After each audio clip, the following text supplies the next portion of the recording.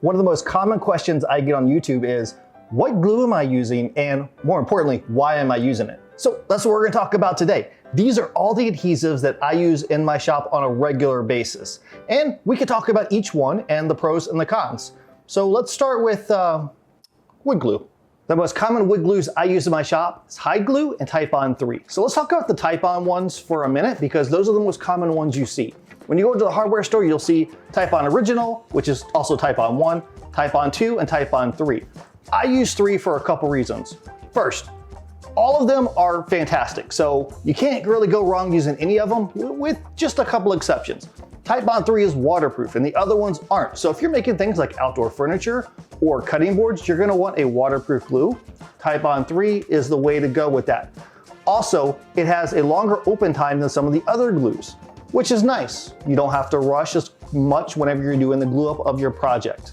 Out of the 3 glues, Type-On 3 is the strongest. It doesn't mean the other ones are weak, it's just this one's the strongest. And if you're using joinery that is relatively weak joints like miter joints, they look fantastic, but in comparison to other joinery methods, miters are pretty weak. I want to have a stronger glue, so I use Type-On 3. I simply don't have a use for Type-On Original or 2 in my shop unless I just can't get 3 and I have some of the original stuff laying around. But again, you really can't go wrong unless you're gonna have a project where you're applying water to it. You probably wanna go with 3. One of the downsides of using Type-On Original 2 or 3 is the cleanup. I know it says that it's water cleanup, but it's a little bit trickier to clean up on your projects compared to using something else like Hide Glue, which we'll talk about a little bit later on. I find that whenever it dries, it's a little bit rubbery. So whenever you are using it, what I find best is to let the glue skim up but not completely dry, then take a chisel, clean out the area to remove that film, let it dry, then sand it. If you let it dry completely, then it can be a little bit more of a pain. The glue that I'm asked about the most is this one, Hide Glue, also made by Type-On, but there's other versions out there that you can get. And people see the brown bottle and they are just completely flummoxed. They don't understand what it is. So Hide Glue is more of a traditional glue. This is the old school glue stuff, but Type-On stuff's a little bit more modernized. But the reason why I like it, well, there's a couple reasons. Hide Glue has a much longer open time than the other traditional Type-On glues. So again, you have a long glue up, you're putting together furniture, you need plenty of time.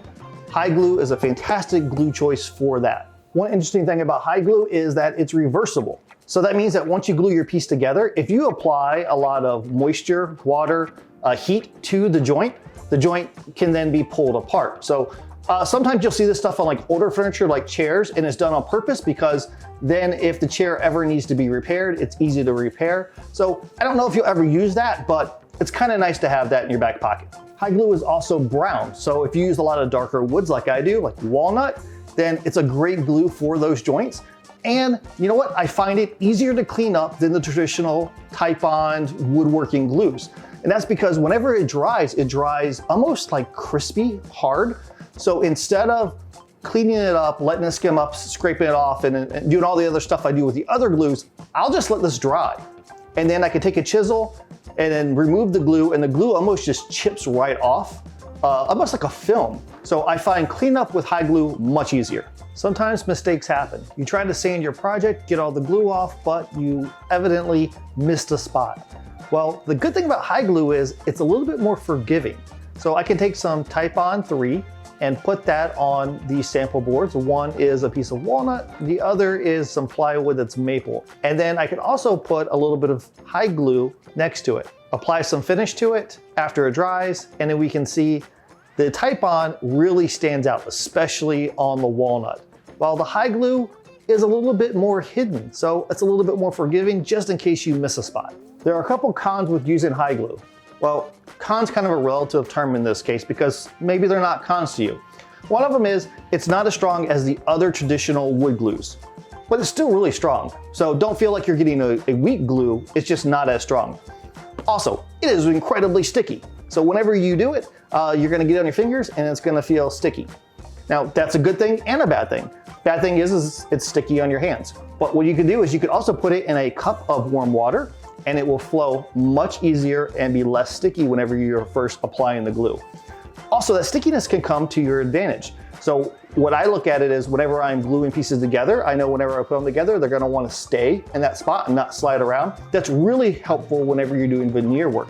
If I'm doing veneer, a lot of times I will grab hide glue and do that, because whenever I put that sheet of veneer on whatever surface I'm gluing, like a piece of plywood, I know it's not gonna slide all around like it might do for other glues. I always keep epoxy in my shop.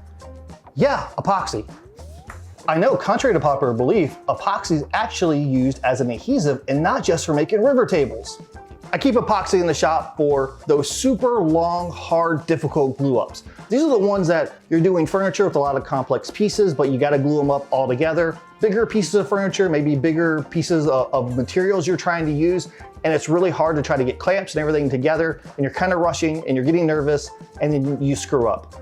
Go with epoxy, don't go with regular wood glue. Epoxy is gonna dry insanely hard, it's gonna be a great joint, you don't have to rush, and you can just take your time, apply it, and I just find that if you're not as stressed out, you're gonna get better results. One type of adhesive I cannot work without in my shop is super glue, so CA glue. I use it so much. It's probably the most versatile glue that I have in my shop, and I use it on probably a daily basis. The two types of CA glue that I like to use the most is the regular medium consistency CA glue, it's just the clear stuff, and then black CA glue. Black CA glue is something that I discovered pretty early on in my woodworking, and it's a game changer. The reason why I love using this stuff is because I can quickly use it to fill knots in wood. So cherry, walnut, something like that, you got a little bit of a knot there that you want to fill. I don't need to break out epoxy and wait hours for that to dry. I can throw some CA glue on it, spray it with accelerator, in a few minutes I'm ready to rock and roll. So I use black CA glue all the time. The CA glue that I prefer to use is medium consistency stuff. So you can get thin, medium, or thick consistency whenever you're buying your super glue. All of them are fantastic, they all have their places. The medium is the stuff that I use most often. Thin is fantastic for if you're wanting to mix it with something, like you want to mix it with powder for like cold casting, something like that. Then thin works out really well for that, or little delicate pieces. If you have thicker voids that you want to fill, sort of like a knot in a wood, then thicker stuff might be better for you. But medium seems to be the glue that I grab just in general. I use CA glue when it comes to repairs. You accidentally drop a board, you get some tear out, you can use CA glue to repair that. You can take a little bit of a piece of wood, put some CA glue on it, glue it onto your main board, let it dry, sand it down, that repair becomes almost invisible. CA glue is really fantastic for making quick jigs. You want to assemble a jig for something else you want to make. Maybe you don't want that jig to take forever to make. It doesn't need to be a whole process. You need to throw some pieces together and move on with your day. Grab some CA glue, glue together your piece, move on.